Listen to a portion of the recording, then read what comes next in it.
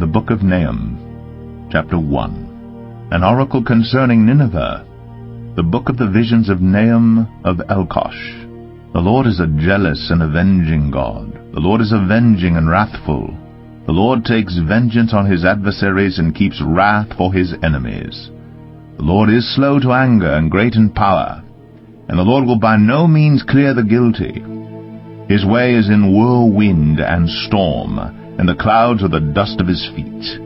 He rebukes the sea and makes it dry. He dries up all the rivers. Bashan and Carmel wither. The bloom of Lebanon withers. The mountains quake before him. The hills melt. The earth heaves before him, the world and all who dwell in it. Who can stand before his indignation? Who can endure the heat of his anger? His wrath is poured out like fire, and the rocks are broken into pieces by him. The Lord is good, a stronghold in the day of trouble. He knows those who take refuge in him. But with an overflowing flood he will make a complete end of the adversaries, and will pursue his enemies into darkness. Why do you plot against the Lord? He will make a complete end. Trouble will not rise up a second time. For they are like entangled horns, like drunkards as they drink. They are consumed like stubble fully dried. From you came one who plotted evil against the Lord, a worthless counselor.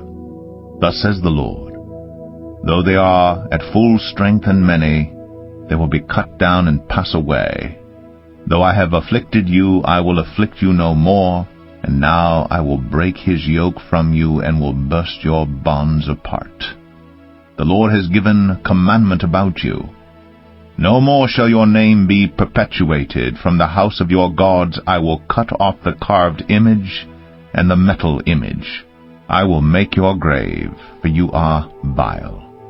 Behold, upon the mountains the feet of him who brings good news, who publishes peace.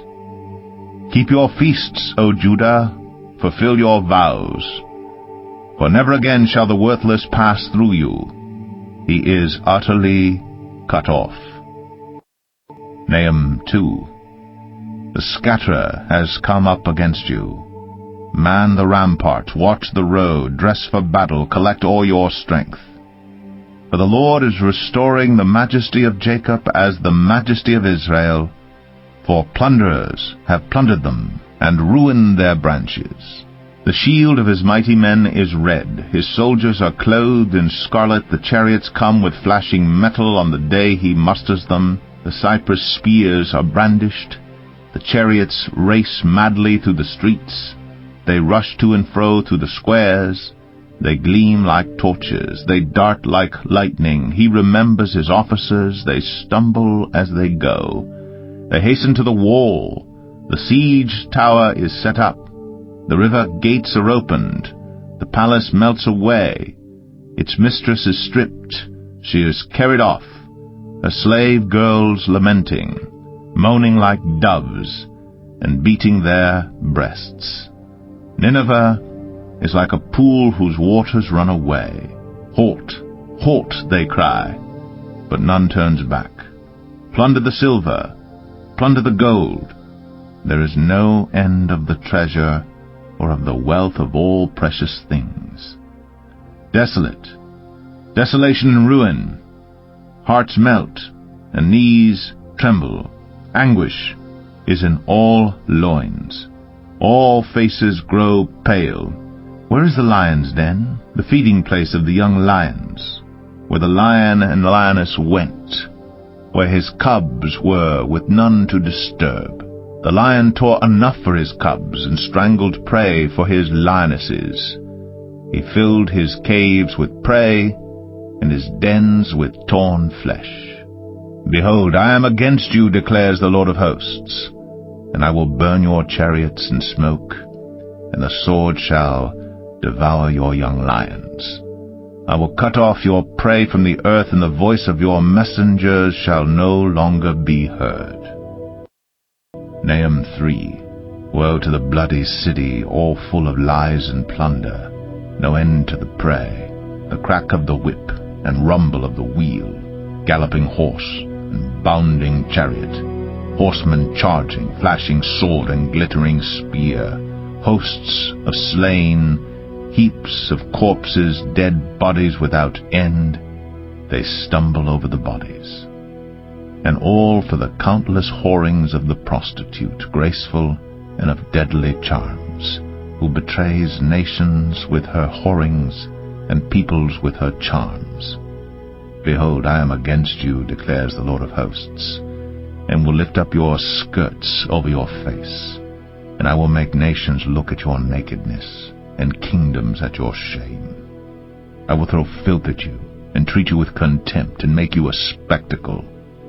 And all who look at you will shrink from you and say, Wasted is Nineveh. Who will grieve for her? Where shall I seek comforters for you? Are you better than Thebes, that sat by the Nile with water around her rampart a sea, and water her wall? Cush was her strength, Egypt too, and that without limit. Put, and the Libyans were her helpers. Yet she became an exile. She went into captivity. Her infants were dashed in pieces at the head of every street. For her honored men lots were cast, and all her great men were bound in chains. You also will be drunken. You will go into hiding. You will seek a refuge from the enemy. All your fortresses are like fig trees, with first ripe figs. If shaken they fall into the mouth of the eater. Behold, your troops are women in your midst. The gates of your land are wide open to your enemies. Fire has devoured your bars. Draw water for the siege. Strengthen your forts. Go into the clay. Tread the mortar. Take hold of the brick mold. There will the fire devour you. The sword will cut you off. It will devour you like the locust. Multiply yourselves like the locust. Multiply like the grasshopper. You increased your merchants more than the stars of the heavens. The locust spreads its wings and flies away. Your princes are like grasshoppers, your scribes like clouds of locusts, settling on the fences in a day of cold. When the sun rises, they fly away. No one knows where they are. Your shepherds are asleep, O king of Assyria. Your nobles slumber. Your people are scattered on the mountains with none to gather them. There is no easing your hurt. Your wound is grievous. All who hear the news about you clap their hands over you. For upon whom has not come your unceasing evil?